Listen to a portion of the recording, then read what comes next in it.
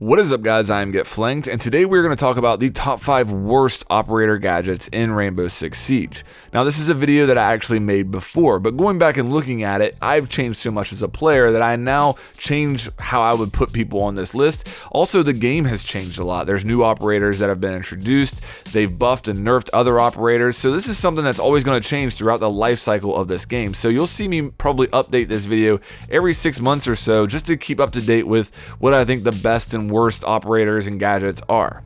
Now, a couple of disclaimers right in the beginning of this video. First of all, this is just my opinion, and it's okay that you might not disagree with me. If you don't, let me know in the comments how would you change this list. Also, I'm not saying necessarily that these operators are bad. I'm more just talking about the gadgets. And the thing that makes this game so great is that all the operators in this game can be used. And you'll see throughout the gameplay here, I have some decent plays with some of these operators. Some of the gameplay is fails. But with that said, you can use operators and have success in this game. I'm not saying that they're pointless or useless. I'm just saying that these are what I consider to be the least powerful gadgets in the game.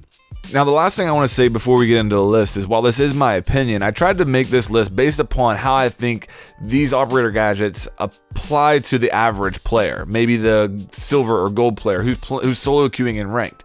So you might see some of these operators who do get picked in Pro League, but that doesn't necessarily mean that they're useful to the average player. So keep that in mind as we go through the list here. Okay, so getting into the list here, at number 5, one of the new additions to this list is YING'S Candela. So why do I think the Candela deserves to be on this list? First of all, I do understand the Candela has some advantages to a normal flash grenade.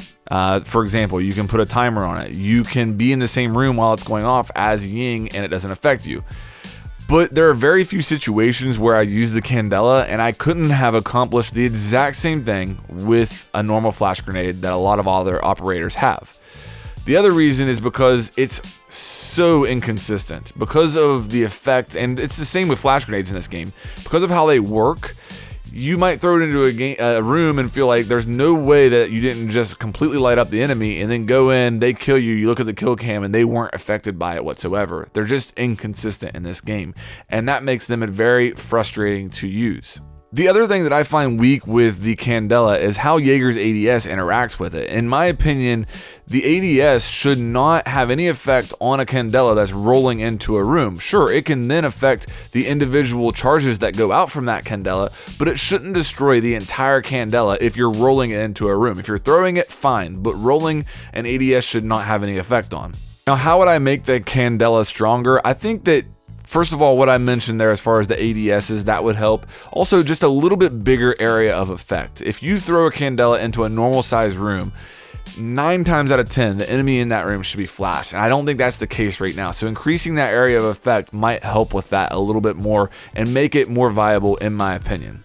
Okay, moving on with the list, at number 4, we have Castle's Barricades. And this is one where you have to think about it from that average silver gold player's perspective, the guy who might be solo queuing. Because honestly, Castle is very good on a full team with an organized strat on some objectives. You can see him used very well there. I've said before on this channel that I don't feel like Castle needs a buff. I just don't think he's very friendly towards that normal solo queuing player who's playing in ranked right now. You have to have a full team with an organized strat in order to use him. Most of the time in ranked, when you see a random use Castle, he actually does more harm than good. And I may be doing that in this gameplay you're watching right now. It's pretty cringy. I don't play Castle. I don't know good strats with him, so don't judge me on this gameplay. But anyway, that is why you find him on this list, is because of how much harm Castle can do in the wrong hands. How many times have you been roaming off-site? You've done your job. Maybe you got 1 or 2 kills off-site and you've delayed the enemy and it's getting down towards the end of the round, so you're trying to get back to the objective, only to find that the door that you're trying to get in has been Castle barricaded and you're completely shut out of the objective. The enemy opens an outside window, jumps in, and you're helpless. How frustrating is that? And it happens a good bit, and that's one of the reasons why you see Castle on this list. Another reason is because if I'm playing Fuse and I see castle windows, castle doors, I am licking my chops. I feel completely safe. I don't have to worry about getting shot by a pulse through them. I feel so safe. Yes, some people will do the 11 hit trick with the castle barricade, but the odds of that actually happening are pretty rare. So that's another reason you see castle can hurt your team. If you find the other team with a fuse, you feel really safe as a fuse to just light up the entire objective. As far as what I would do to Castle to make him more viable, again, I don't think Castle needs a buff. I think if they buffed him, they run the risk of making him too strong in those organized team settings like Pro League or Diamond High Plat. I just think that you run the risk of Castle becoming too OP at that point. One thing I might think about is to make it to where you can't put drones, you can't drive drones underneath of a castle door. I think that could be a nice little buff to him that wouldn't completely, change his game or make him too OP. That might be something I would take a look at, but really, Castle is where he needs to be at this point. He just isn't very viable to the average player.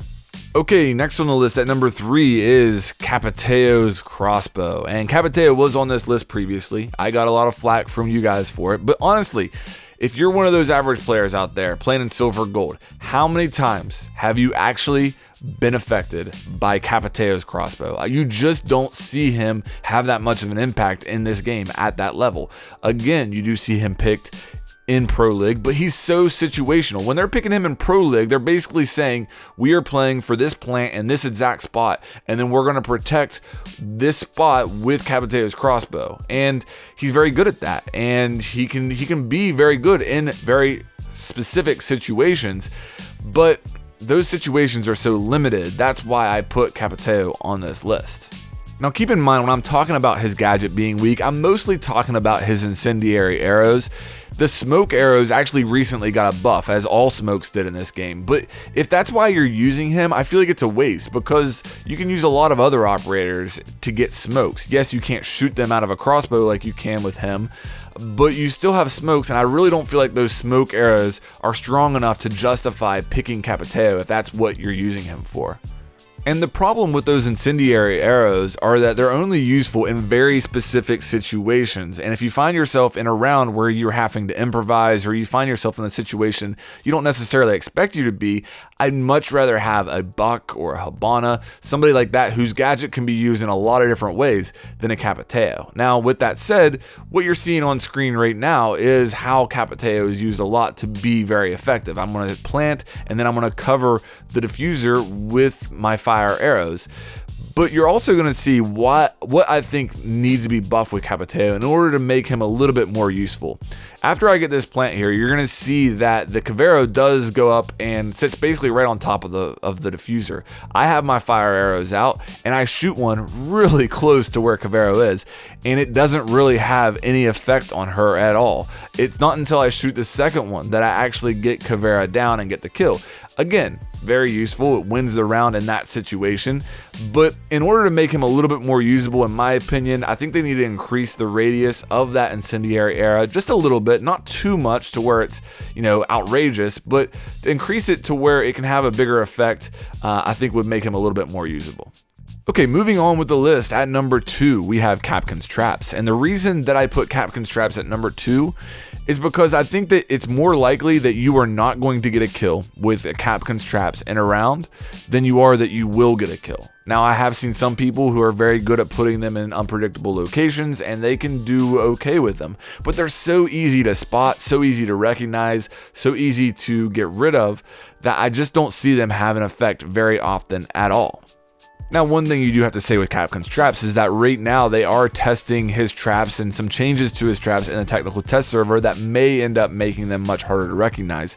And if that's the case, that may change. But as of right now, as of the time of recording this, KAPKAN'S traps are just way too easy to recognize and to get rid of, and they just never really have an effect on the game. I have seen sometimes where in a very, very late round when you're trying to rush into the objective as an attacker, you'll run into a KAPKAN trap because you don't have time to look for them or to get rid of them. But except for those situations, in the higher levels, you just very rarely ever see a KAPKAN trap get a kill.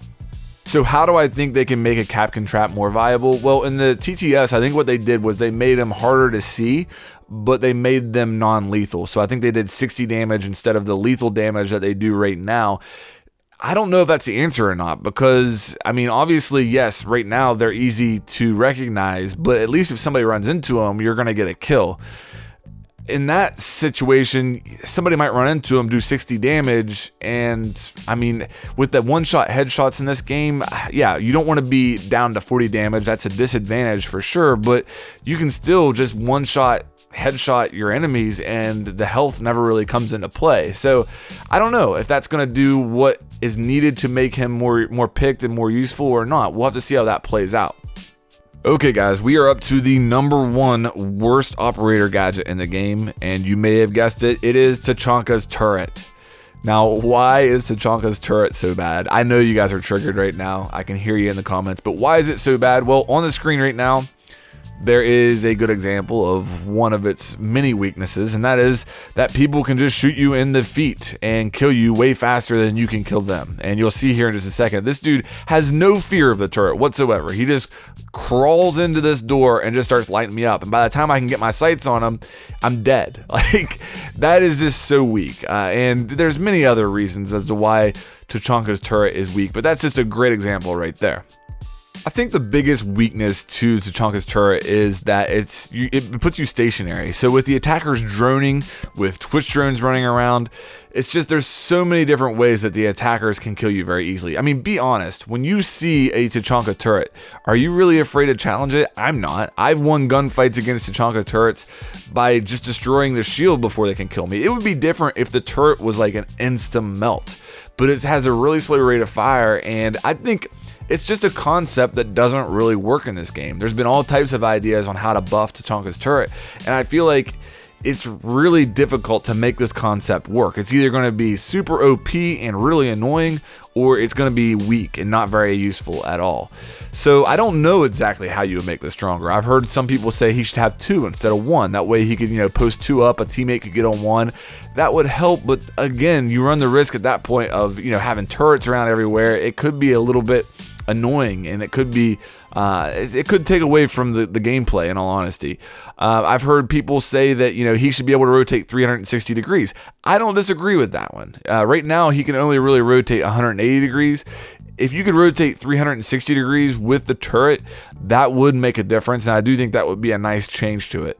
I'd love to hear your guys' ideas down below on how you would buff the TACHANKA turret. You guys may have guessed what he would be at #1. Let me know what you disagree with in this list. Do you think that I have some operators wrong? Do you think that there's some operators on this list that shouldn't be? Let me know down below. And if you guys enjoyed this, please make sure you like and subscribe, and I'll have more coming your way here soon.